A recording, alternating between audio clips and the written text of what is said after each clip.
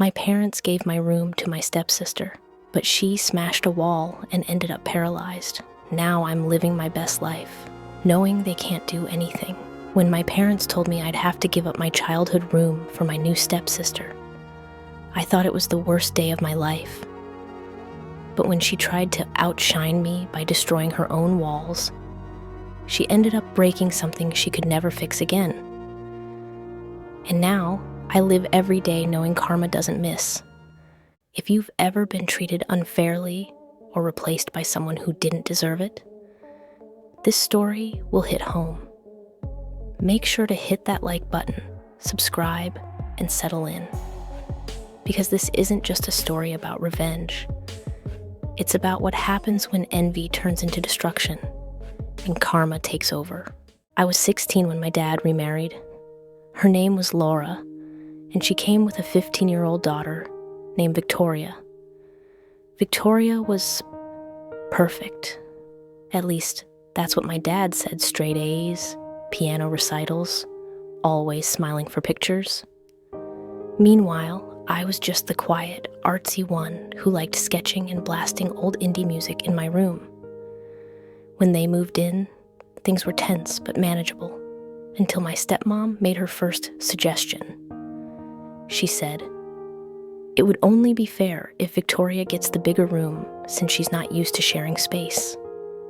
The bigger room? That was my room, my childhood room, the one I painted myself, filled with my drawings, my plants, my entire sense of safety. Dad didn't even fight it. He just sighed and said, "Come on, honey, you're creative. I'm sure you can make the garage into something cool." The garage. Concrete floors, exposed pipes. One tiny window. I didn't cry in front of them. But I cried later, quietly, under the smell of dust and oil. It felt like I'd been erased from my own home, but maybe that's what pushed me. Over the next few weeks, I transformed that garage into something beautiful. I cleaned every inch, painted the walls warm white, strung fairy lights from the ceiling, laid down soft rugs, and even built a little reading nook from old pallets.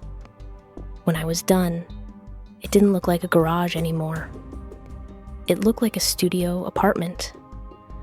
My friends started calling it the dream room. Even my teachers would mention it when my TikTok room tour got a few thousand views. And that's when things shifted. For the first time since the wedding, I felt proud again. Until Victoria saw it. She came downstairs one evening, eyes wide. "Wait, this is the garage?" I nodded, trying to be polite. "Yeah, I just wanted to make it cozy," she scoffed. "It's nicer than my room." From that day, the competition began. One I never wanted. She started begging her mom for new wallpaper, LED lights, new furniture, anything to outdo me. But even with all the decor, her room still felt sterile. It was missing soul, and she knew it. Soon she'd make snide comments like, "Everyone only likes your room because they feel sorry for you." Or, "You're lucky you had the garage. I could make something better if Mom let me." I ignored her until she didn't give me the chance to. One Friday evening, I heard this awful crashing sound, followed by a scream. I ran upstairs, and the air was filled with dust and chaos. Victoria's room looked like a war zone. Half the wall between her room and the guest room had been knocked down, chunks of drywall everywhere. And then I saw her, pinned under part of the ceiling beam. I screamed for help as Dad and Laura rushed in. The paramedics came, sirens, lights, panic. I still remember her whispering, "It's your fault. Everyone liked your room." Those words burned into me. Victoria survived, but the damage was catastrophic. The beam had crushed her spine. The doctor said she'd never walk again. My parents were shattered. Laura barely looked at me. Dad was silent. At first, they treated it like an accident, but a week later, the police and insurance adjusters came. And that's when everything spilled out. Victoria had ordered tools and demolition supplies online, using her mom's credit card sledgehammers, protective goggles, even a YouTube tutorial playlist titled DIY Room Expansion. She'd planned it, weeks of purchases, messages to friends saying, "I'll make my room twice as big, then she won't think she's better than me." Insurance refused to pay out because it was unpermitted structural damage. The repairs cost tens of thousands. My parents were suddenly drowning in debt. And every day, Laura's grief turned into blame. If you hadn't made that stupid garage room, she wouldn't have done this. I wanted to scream, but I didn't.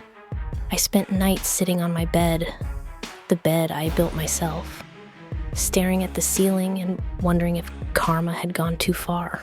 Months passed. Victoria came home in a wheelchair. She didn't speak to me. She didn't have to. Her glare said everything. Dad started working double shifts to pay off the damage. Laura cried constantly. The house that once felt loud was now suffocatingly silent. And me? I kept to myself, studied, worked part-time. Eventually, I earned a scholarship and moved out for college. It was the first time in years I felt free. Every so often, I'd get texts from Dad, mostly updates about Victoria's therapy or Laura's health. But the one that hit me hardest was this. We finally sold the house, moving into an apartment closer to the hospital.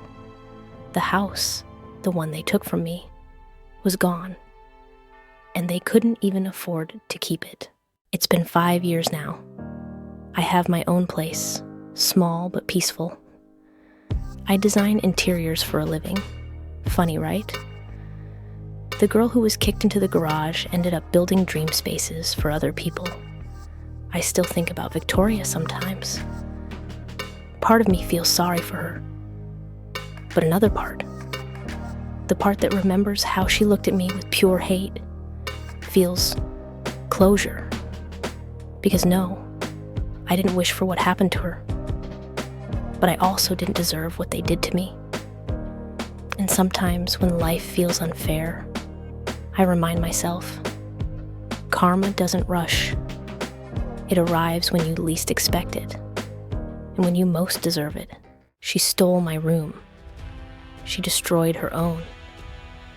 Now I sleep peacefully, not out of spite, but out of justice, because the universe balanced what I couldn't.